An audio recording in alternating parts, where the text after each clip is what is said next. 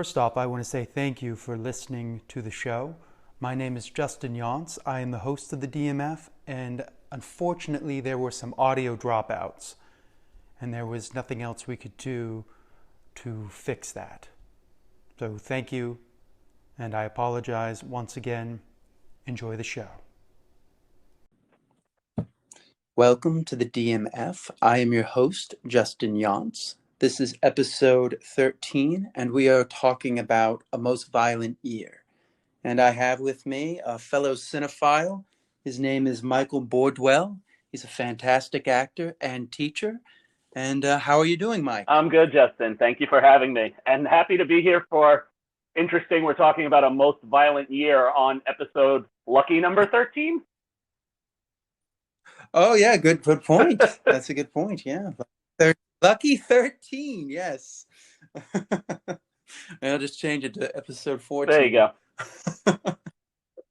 go. So what did you think of the film?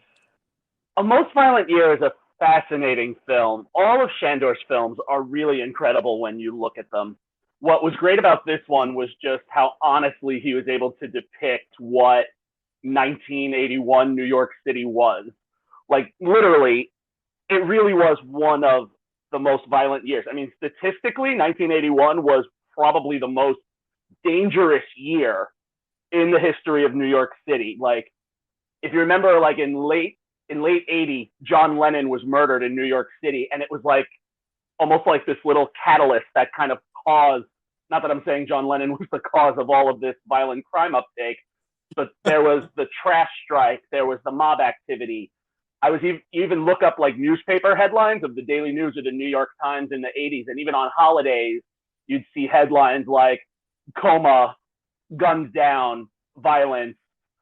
You know, if you check the statistics, I mean, there were over 2,000 murders that year in 81, you know, and wow. You compare, you know, over 136,000 vehicle thefts, over 120,000 robberies. And that's what was reported, right? You don't even know what wasn't there. So when Shandor makes this film, you know, and this, you know, had a little bit to do, you know, with the oil crisis and the shortage. There was that oil shortage that was going on, which is probably the reason for putting Abel and Anna in the oil business, and, you know, the different, the partners, the other people that were running the other oil companies. So I just love how he was able to create this really gritty view of New York City in 1981 and just continue this tale. I mean, he's a phenomenal filmmaker. He's only made 4 films, but they all kind of stem together in these survivalist tales of like man versus man and man versus human nature of man. Like all of the films that he's done, Margin Call, All Is Lost, A Most Violent Year, and even last year's Triple Frontier, the first film that he actually directed that he wasn't the sole writer on. He actually co-wrote it with Mark Ball and took over for Catherine Bigelow, and Catherine Bigelow walked away from the project, I believe, due to scheduling conflicts. It had been a film in the work for 10 years. But it's still this idea of man and what he does to survive and make a better life. And the fact that we were able to see this depicted in New York City, 1981, it's interesting that he's placed 2 of these great stories, that and Margin Call, in New York City, which kind of speaks to that. And I mean, being from New York myself, growing up on Long Island and running into New York City as often as I could. I mean, I even remember going into the city in the 80s as a kid and being scared sometimes of what I saw. That was my next question, is I was going to ask you, because you told me that you grew up in 1981. I mean, you were around the city in 1981. So, like, talk a little bit about what that was like. Well, to be fair, I wasn't really in the city in 1981 because I was a little child. But a little bit later in the 80s, though, I was going in frequently, probably from the late 80s, early 90s, when we started coming out of all of this. But I remember, you know, riding the subways and having them being just as graffitied, and my grandmother holding my hand when we were taking the train in or the subway and going into Brooklyn, telling me not to look at anybody, look down, don't make eye contact. You don't know what's going to happen. and then it's funny, the neighborhood that I remember going to in Brooklyn, specifically where I had family when we would go there for the marathon in the late 80s, early 90s, I was always being told, be careful, don't make eye contact, the city's not a safe place. And then it's funny, about 15 years later, I ended up moving into an apartment right around the corner from where my cousin was. And I worked in that neighborhood for 7 years, which is now Fort Greene, Clinton Hill, which is one of the more expensive neighborhoods in Brooklyn that I actually got priced out of when I was living there. So it's interesting to see how it went from being the neighborhood that I walked around and was told to be careful and not make eye contact, and I ended up living there for 7 or 8 years and working in the neighborhood. So yeah, I mean, that's what you say about, what's happened to New York. You're seeing that even in Harlem now, is they're starting to price people out. And, I think they want to do that with the whole city, with the whole area of like Manhattan. Well, and make it just much of it is pricey. Yeah, much of it has become gentrified. And, some people say that it's for the better. Yeah. Some people say, well, it's for the worse. I don't necessarily have an opinion and fall on one side or the other. It's just interesting when you look at the history of the city. And I just love going back to those, I guess you could call them darker days. I mean, I don't know if you saw, but there was a short documentary that was produced as a companion piece to Most Violent Year. It's called New York City, 1981, A Most Violent Year. I did see that. It's a short, 6-minute documentary, but you watch that and the way they talk about the city, and, someone in the documentary referenced it that New York City at the time in the 80s was like being in a third world country. Yeah, he said I think they start that little documentary short off with, he says, it's like Escape from New York. Right.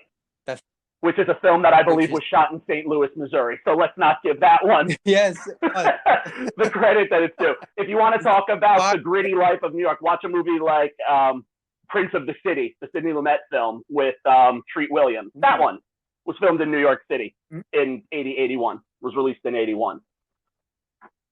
Wow. That's Treat Williams. Wow. Yep. That's and Sidney Lumet.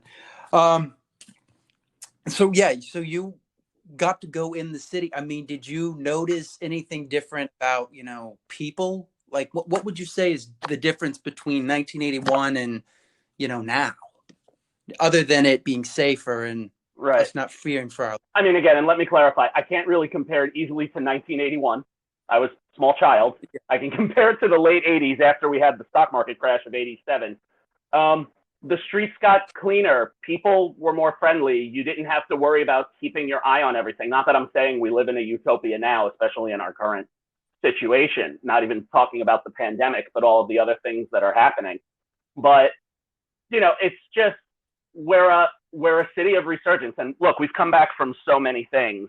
And so, that's why I'm hopeful for us now coming out of this. New York City in this pandemic has been doing some strong practices, to move us forward with, slowly reopening different things in the phases. We bounced back from 9/11. We've bounced back from stock market crashes. So, we're survivors. Now, you talked a little bit about, how you like a lot of what J.C. Chandor's films does. Could you elaborate a little more on that? So what I love when I watch any film, I look for something that, while I can appreciate a film that's a straight up comedy or a straight up drama or a straight up horror film, I can appreciate that. But when someone can layer different genres together into one intriguing film for you to watch, I find that fascinating. So even though his films sometimes get classified and and the first three, I mean, Triple Frontier is a different, unique piece on its own, but Margin Call, All Is Lost, Most Violent Year are generally considered dramas, but drama is such a broad term. But I mean, he really makes thrillers, and not thrillers in a sense where we need to psychologically mess with your head. There's not somebody that's necessarily, in dire straits, although let's admit it, the man in All Is Lost is in dire straits. He's in a boat in the middle of the Indian Ocean about to sink. But the survivalist tales and what he does and how he's worked with his cinematographers and worked with his crew to build these really tense moments in some ordinary situations, right? In Margin Call, when they're looking at the report that's predicting how the stock market is about to crash, right? In the 2000s. In All Is Lost, those moments when Robert Redford is, patching up that boat, and every time he hits a piece of that storm. In A Most Violent Year, every event that happens and the showdowns he sets, his just ability to use dialogue to ratchet up the tension is phenomenal to look at, because you feel like, okay, I'm going to watch this drama, but now I'm actually watching a thriller. I'm going to watch what's going to happen. I don't quite know the turn this is going to take. Who's going to come out surviving at the end? That's why I hate to generalize any film as one thing, but his films are very strong survivalist tales. Even Triple Frontier, when you have 5 former special ops soldiers and friends who go and, they go to take down a South American drug lord and take his money back. And will they make it back to the U.S. in this last effort to survive? So I love that he can build these tensions in these situations. I think he's a masterful storyteller in that respect. He's kind of like the John McClane of directors. He takes these mundane little things and, turns them into these huge things. Similar to John McClane, in Die Hard, here's this normal man and he overcomes these insurmountable odds. Right. And he's got a great pair that he's working with, Neil Dodson and Anna Gerb, 2 of the founding producers of Behind the Door, and they've produced all 4 of his films. Like, not necessarily all of them with Behind the Door Productions, but those 2 have been with him on all 4 films. That's his team. They did. I don't know if you listen to the commentary track. Those are the people that are talking. It's Neil, JC, and Anna. I didn't hear the commentary track, but I did see a behind-the-scenes interview with them, and they've talked about, how they've crafted their stories, and they do an incredible job. I can't wait to see what's next.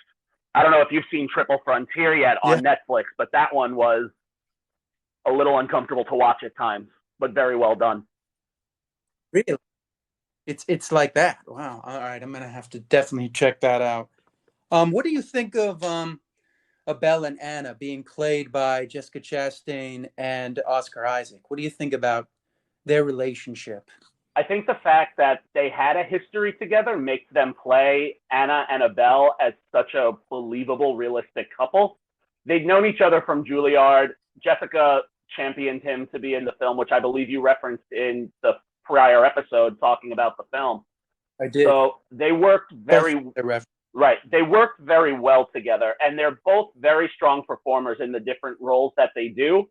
Though I would almost want to argue you, because you said that you felt that this was maybe her best role. I would want to challenge you on that, depending on, the scope work. And she's interesting because we didn't really know who she was. And then all of a sudden, out of left field, The Help and Tree of Life came out in the same year. And it was like she had done all of these films that were shelved, and then they all started coming out at the same time.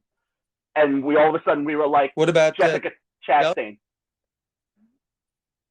What about Taking Shelter? That one with Michael Shannon. And she's great. Taking Shelter, Texas Killing Fields, even some of the earlier work, Jolene, and there was, I believe it was a TV movie or TV series, Blackbeard.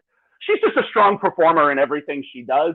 Personally, for me, if I were to pick her strongest performance moments, I really have to go with Miss Sloane and Zero Dark 30. That's just me. I love Miss Sloane. She was great in that.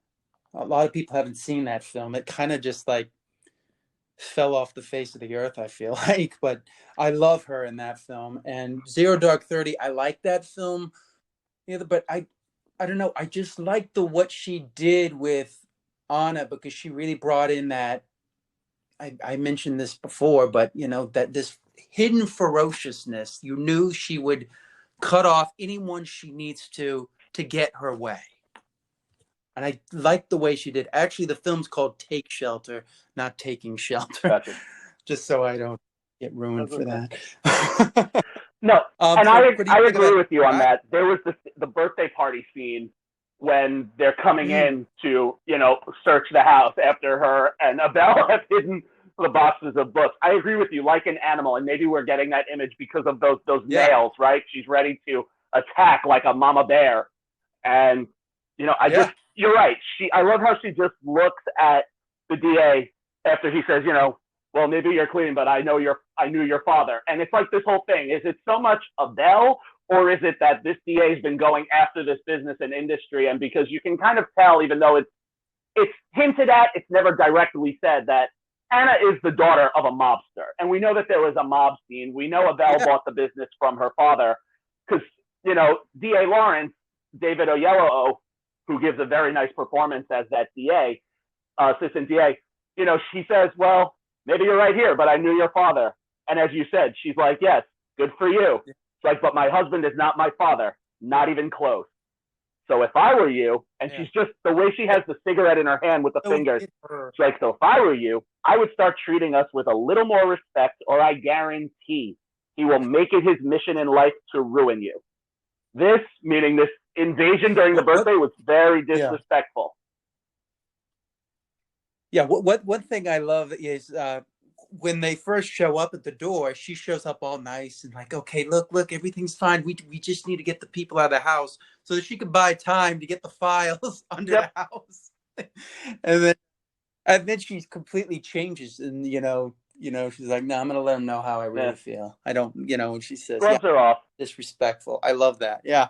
And Oscar Isaac. So talk about Oscar Isaac. He's turned in a solid body of work. He really created this character. You believe that he will do anything to protect his family. He wants to be an honest man. He wants to do everything by the books. He doesn't want to get them in trouble.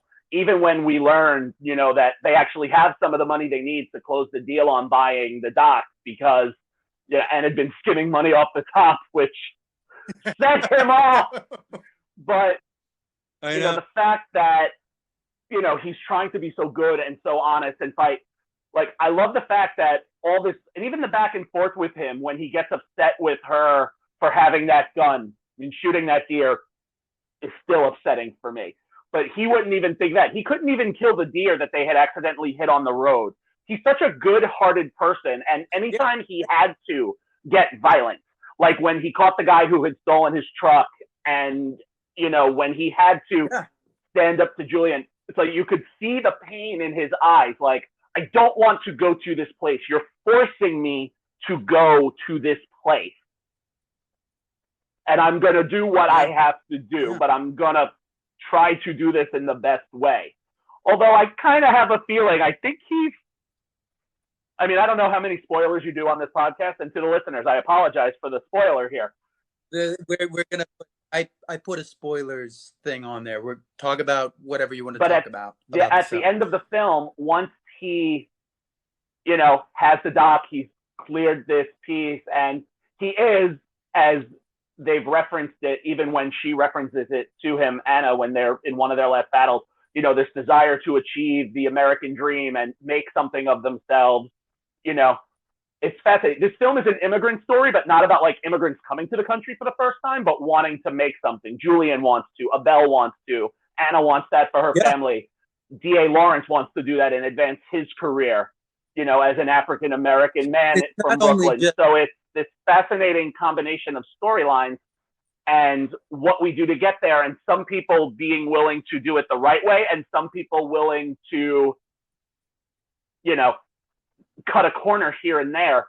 But then I kind of wonder, is Abel going to start losing some of that now, because he kind of has that exchange with the DA at the end?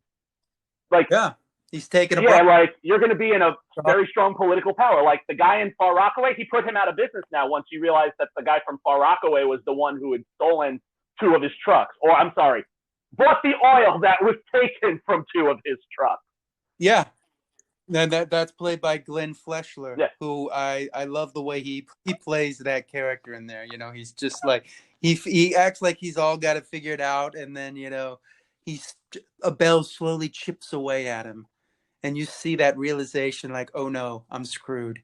He knows where the fuel is. So he's cornered that market, and we know he started stealing customers from Peter's side of the business. Peter, played by Alessandro Nivola, because he even says, I should have gone after you, Abel, sooner for taking my customers. But, friendly competition and the buyout. Yeah. Did you see any of the deleted scenes? Did you watch any of I those? did. So if you're talking about the one where he welcomes him to the neighborhood and they're realizing their kids are in the school Yeah, together, that's and he's already like putting his thumb on him in some ways, like he's just like he's already got his eye on him. like I'll get along with you. I'm watching you. Welcome to the neighborhood. Don't mess with my business. Yeah. But that's what business.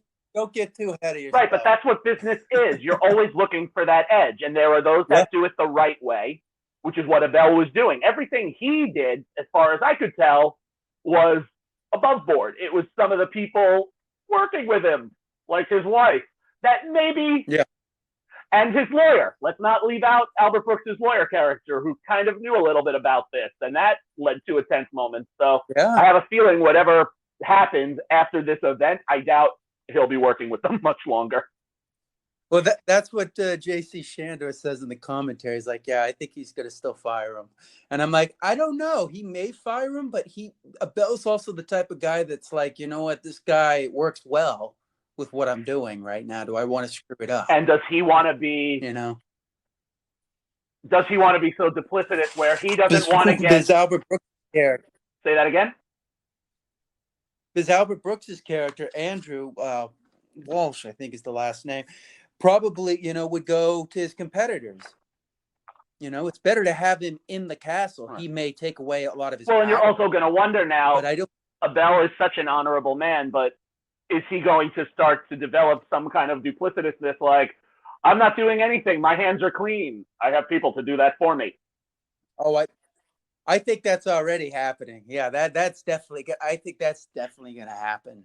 He already took the bribe. He took the bribe from, at the very end, and we're seeing him, I mean, I love that visual when Julian shoots himself and the bullet goes and hits the tank and it's leaking oil. Like the oil is now stained with blood. It's like now it can never really be clean because this guy has died here. Yeah. And even while they're scraping him up, he's there with the DA making a deal. And he says the thing called deontology by Immanuel Kant. A person should not make a decision based on outcome, but on what is most right. And that's what he says to the DA. He says, I always do what is most right. But we're already seeing that what he thinks is most right is not exactly ethical in the sense. And he's, so I think, he's definitely going to become duplicitous. One thing you brought up to me is you want to talk about some of the Shakespearean elements about this. So let's talk about it. Yeah, there's something interesting when you look at Abel and Anna's relationship, and you can very much see a little bit of a Lady Macbeth relationship behind the two of them. I mean, that's the tale. We've heard it a lot of times. It's like they say, behind every man is a strong woman. And whether or not they're able to present that, and how they go about doing that. And it's true what they say, and let's respect. Nobody would be here without women. We know that for a fact. Yeah. She gives them the final push. She does. And she's the one who will get her hands dirty, even in the simple scene when, it's unfortunate they hit that deer on the way home. And Lord knows that's one of my biggest fears when I drive upstate. They never really clarified where their house was. It was either somewhere on Long Island or somewhere up in a Westchester area. It wasn't in one of the 5 boroughs. And that's, as a driver, that's one of my biggest fears when I drive late at night, is that a deer is going to come and like nail me in the side of the car. Well, adding to that scene when he's gonna, he goes to the trunk and he pulls out like a tire iron.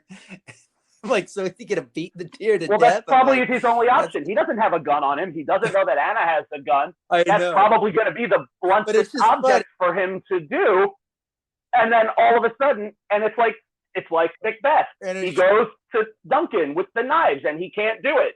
Lady Macbeth says, "Give me those." Basically, in essence, I know I'm not quoting the line right. I mean, when you look at the deer getting hit, it's kind of symbolic because that's like the first like kind of riff of what's going to spin off into everything. Now they're going to, now his business is going to become in danger. It's like, it's almost symbolic, him hitting the deer, and he can't, he's going to do it the right way. Santa just say, yeah. Shoots. And she kind of does it with a shrug right of her shoulders, like, okay, that's done. Let's go home. Yeah. And Shandor said that when they get in the car, they probably didn't say a word to each other when they were driving home, because when he gets back in the car, she's got like this little smile on her face, like, yeah, I did that. And he told Oscar, he said, look, you're just waiting to just jump on her when they have the big fight. Yeah. Or the first big fight. He may be a man protecting his family, but she is also too, and she's really willing to go all out. And she challenges him at every point. Anytime she thinks that he's not doing what he needs to do, she calls him out on it. And it's, and again, in a real relationship, that's what you want to do. You want to be honest with your partner. And if they're doing something wrong, you need to call them out on it. Am I saying you tell your partner to do something illegal? No, but she keeps saying to him, you need to protect your family. If you don't, I will. Okay, you say you're going to do it, then do it. She even says to him at one point, you don't want me to get involved, because we know whatever those roots are, whether it's through the connections of her family, whatever it is that she's going to do, whoever it is that she's going to call, probably one of those family members she called to get that gun in the first place. So some heavy. Yeah. So they have that, that relationship, and she does. She, like you said, she gives him that last push at the end. Fortunately for them, they have a happy ending that Macbeth and Lady Macbeth do not. She does not go, Anna's character does not go crazy, does not, go off the deep end. And we do see, some of her humanity when Julian does kill himself, because, she screams, she turns away. She is still sensitive to the people that she works with and didn't want to see that. So that was an interesting side of her character. It's the only time we see her more like one of the main times in the film, we see her in that, weaker, not strong state. But do you think that she's there because she's more nervous about getting killed and she doesn't have a gun? Like, is she really sympathetic, or is she just kind of like, I don't know what he's going to do. Is he going to shoot us? Well, they were all tense about that. Because they were all tense about that, but Julian puts that gun up to his jaw and holds it there for a minute, and then it's after the shot rings out and she sees that she turns away. It wasn't preventative. That was not my take on it. And I don't think they wished anything bad for Julian. They wanted to help him. He went about, and talk about him for a second. He's an interesting character because. Yeah, I know. I was going to get to him, but one thing, I mean, with Anna though, I feel like she, feels bad, but she's not going to lose sleep on that. She's going right back to, to business. Like, okay, it's sad that he got killed. And I don't think Abel is going to really lose sleep on it. I think he's sad that it's going to do that. But I think, and they talked a little bit about this in the commentary, that Abel doesn't really understand somebody that would kill himself. He sees that as weak. Right. So this, like, which one of the things I like that JC did in this film is he added these characters like Julian is like Abel used to be, and Peter is what Abel wants to be. Like the two mirroring images of who he was at one point. But yeah, let's talk a little bit about Julian, played by his name escapes me. There's so many names here. But yeah, talk a little bit about Julian. So he just wants the better life for him and his girlfriend, his wife. They never really specified whether he's married. And you're talking about Elias Gabel played Julian. Elias Gabel, yes. So Scorpion, and dated Catherine McPhee. So the opening of the film, one of the main scenes is him the first time that the truck gets hijacked by the two. I guess you could say they're independent-minded businessmen because they just sell what they take. So they claim, not really hired by anybody. And, he's hijacked, he's beaten, and he's left, outside of the truck. His jaw is broken, damaged. He's beaten to a pulp. Anna and Abel say they're going to help take care of him. They get him home. Once he gets home, he even looks at Abel and says, do you think I'm ready for sales? Like, he clearly does not want to drive those trucks anymore. He probably thinks the sales job is safe. Of course, we learn later one of the salesmen gets beat up.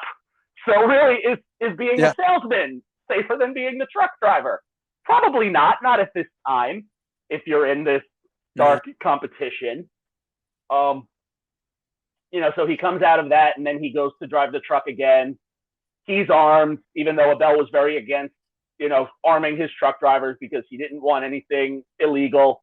The whole thing about the guns, too, is unique, how anti-gun he is with everything and everybody. And he doesn't even use it at the end. He has an opportunity to, and he doesn't. He just chases down the character. I don't remember the character's name, but Christopher Abbott plays him, the one who survives at the end that had been ripping off the truck. And, Julian gets, sadly, he gets to the end of his rope. Is it weakness, a way out? Probably. He believes he doesn't have another alternative. But again, we talk about characters who say they want to do things for their family. He believes he can't do anything for their family. He believes that Anna and Abel can. So he says to them, please take care of my family. They agree to. And I think they will. I agree. They probably aren't going to lose sleep over the fact that he did that, but they will still take care of the family. They made that promise. They're people of their word. They definitely will take care of him. One of the things that JC talked about is when he fires the gun, and the police are coming, it would have been just better for Julian to just surrender. He probably would have, they could have gotten out of it. Be like, oh, it was in self-defense. But since he ran, now it changes everything. What do you think about that? I think he was scared. The other two, they even said, I mean, I've never been in a situation like that, so it's hard for me to say, what would you have done? I mean, the only time I've ever fired a gun was at a firing range in Las Vegas, or when I was a kid at Boy Scouts and we used like the little BB guns. I'm not a gun person per se, so I don't foresee myself ever being in a situation like that. I'm going to use that to segue into one of the things that I like that JC talked about and put in this film is the realisticness of the violence. It's when we see the gunfights, it's fast. Yeah. It's not this long drawn thing. It's fast. And I thought that was something interesting that J.C. Shandor brought to it, because he was approached with all these scripts of violent characters and gratuitous violence. And from that came this realistic take on violence. Talk a little bit about what you think about that. Well, he doesn't feel that he has to do the Michael Bay treatment. Don't get me wrong, Michael Bay, if you ever listen to this, love your films. I actually enjoy all the Transformer films, and I know they're not all popular, but I enjoy that franchise very much. I appreciate a good, a Michael Bay film, the Fast and the Furious films. I love a good blow 'em up, action-packed, unrealistic. Let's shoot the hell out of everything. But and that's why, like MacGruber. What? Like MacGruber, right? Well, that MacGruber is an entity into another. Oh, Will Forte, you need to work more. And so, so cool. I watched it the other day. Yeah, but it's like a cult classic now. But it's so great. But that's what I started talking about when we started talking about Shandor before. How all of his films, he just can bring such a sense of realism to what it is. Like each of these four films, when I look at them, and I know we're primarily talking about Most Violent Year, but I recently, in preparation for this, I watched all four films again. I really wanted to revisit his worlds, and again, and I hate to repeat myself, but he's masterful at how he can ground these situations where you truly feel what you're watching is really happening. Like you're a fly on the wall. In Margin Call, you're standing in that Wall Street office. In All Is Lost, you're maybe sitting opposite Robert Redford in that boat, praying to God that somebody is going to help you. In Most Violent Year, you almost feel like you could be sitting in that truck with Julian, or that you're sitting I mean, it's great. The old school, like, I don't want to call it a mob scene, but that great scene in the restaurant where all like the heads of the oil company are sitting and taking a meeting. And I know you talked about that, you know, how, and that was something that did happen. Yeah. You know, people would rent out back rooms of restaurants to hold meetings. It's like you feel like you're there. Even in Triple Frontier, I felt like I was the sixth member of that special forces group trying to get this money and everything, you know, over the border. He grounds things. I don't feel like it's all hyper. Like, I feel it's he levels the playing field. And as a cinephile, I appreciate that. When you can really ground things in reality, you're like, yeah, you know what? That could actually happen. Saying that, let's talk a little bit about the idea that apparently there's a treatment for this, a possible sequel to this film. That would be interesting. Yeah, I think it. Here's the question I have: is it going to be right after this thing? Is it going to be after the stock market crashes in '87, or is it going to be into? Is it going to be, you know, 9/11? Are we going to go to this time period? Like, how far? Like, what is he? Is he going to look at the '90s? Like, where do you think this is? What would you like to see? I think I'd like to see something more, maybe with his kids and how they come into it. So one of the deleted scenes, which I'm glad they cut out, because I really did feel like it kind of came out of nowhere, and it kind of painted this whole thing with the daughters fighting in the back seat. But we do reveal that the oldest daughter is 12. I think the thing with that scene is basically just showing that everything around them is affecting everyone, even their kids. But we don't see enough of the kids to really care. And that's why I'm glad he cut it. No, you see that it's about how these situations are impacting, but because the kids are like tertiary characters and we don't really get to know them much, it does kind of come out of left field. So, and I'm usually a proponent when I watch deleted scenes for almost every film that I watch, and I'm always like, no, that one should have stayed. Yeah, that one should have gone.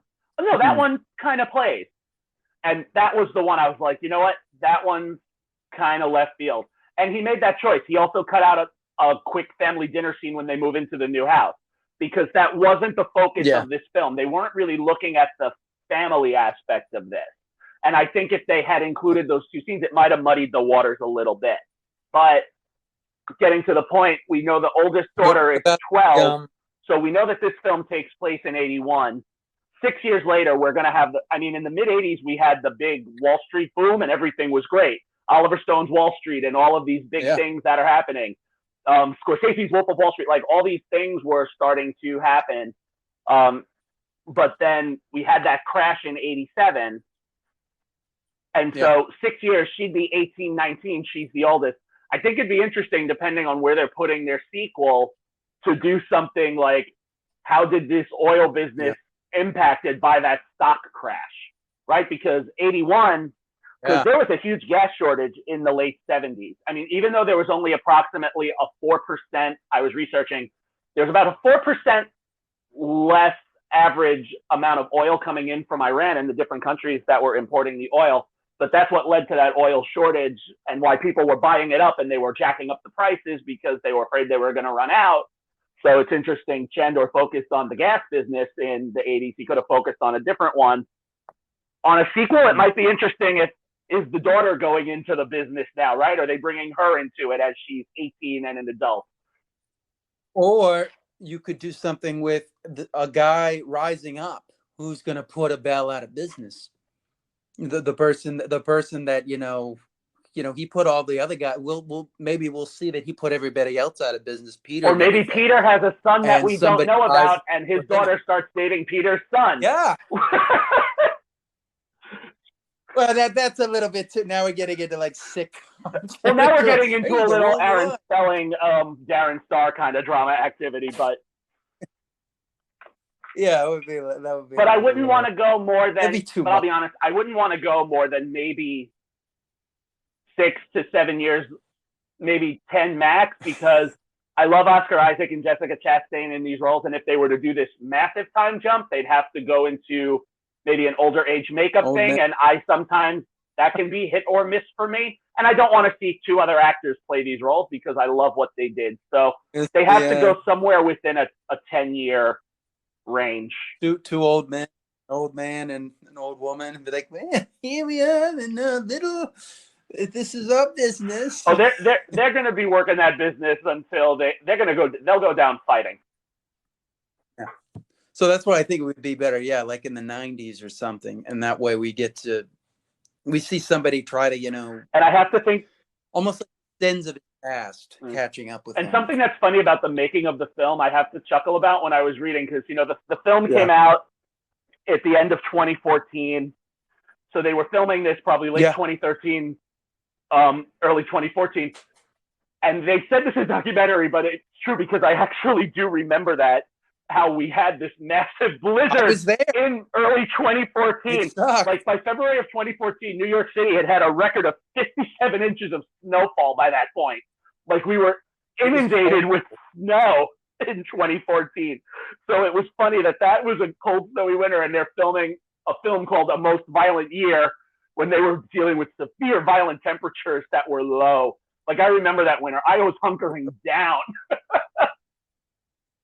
I remember that winter too. It was crazy because they started in like January 26th of 2014. And it was insane. It was by the end of February. New York City had a recorded 57 inches of snowfall that winter season.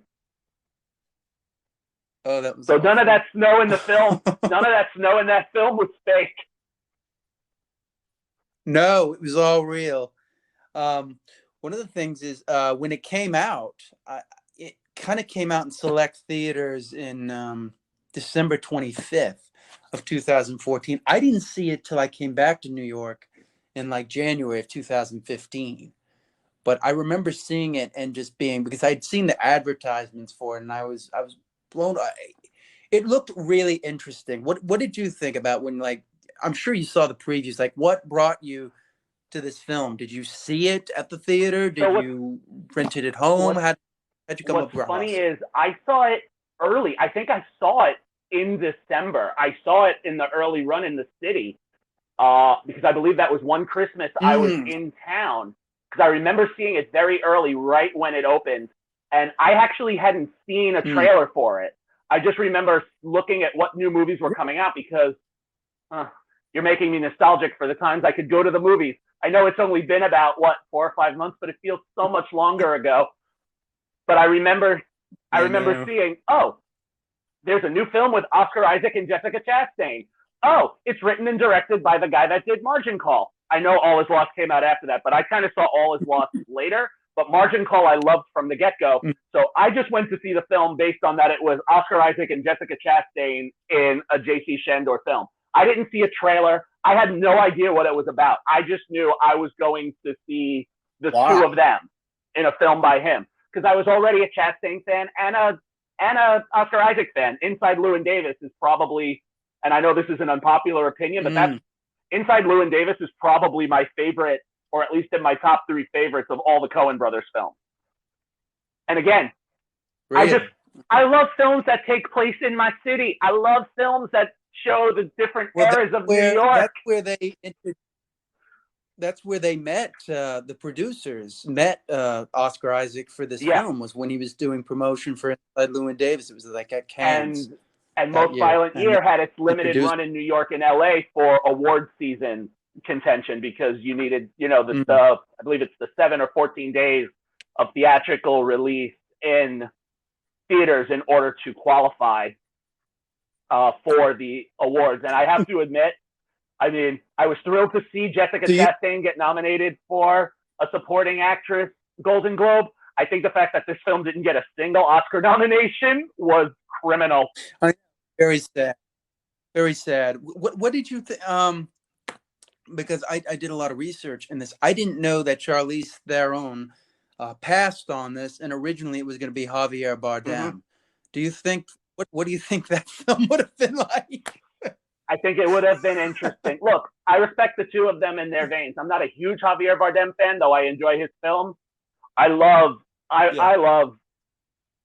I love Charlize Theron. I mean, Bombshell was one of my favorite films of last year, and what she did with that and that whole Fox News scandal.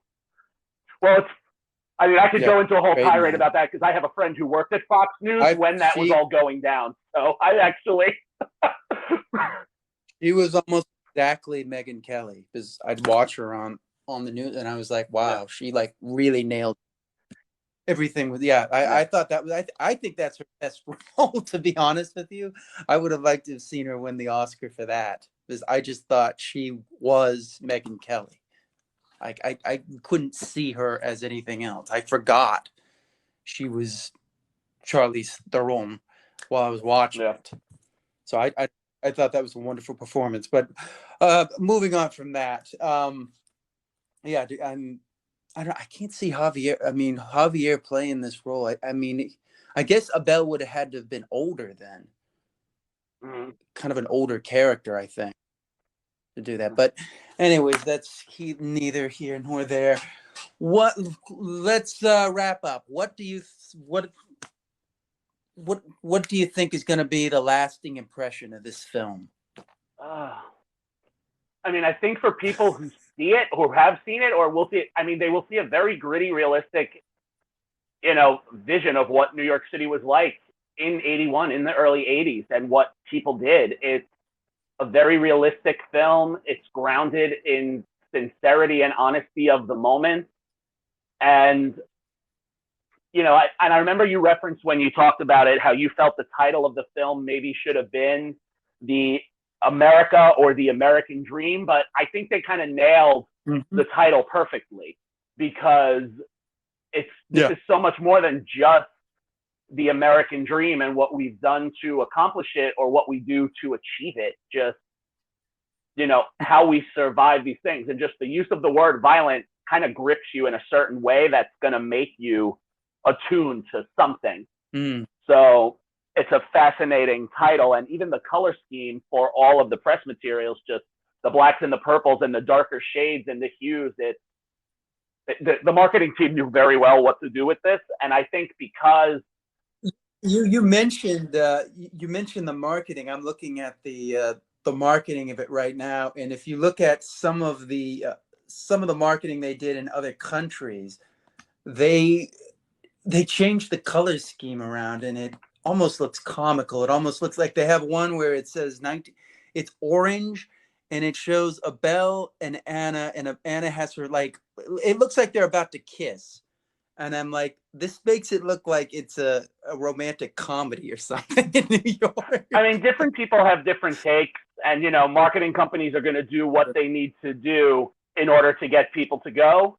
And some people are going to want to see a love story.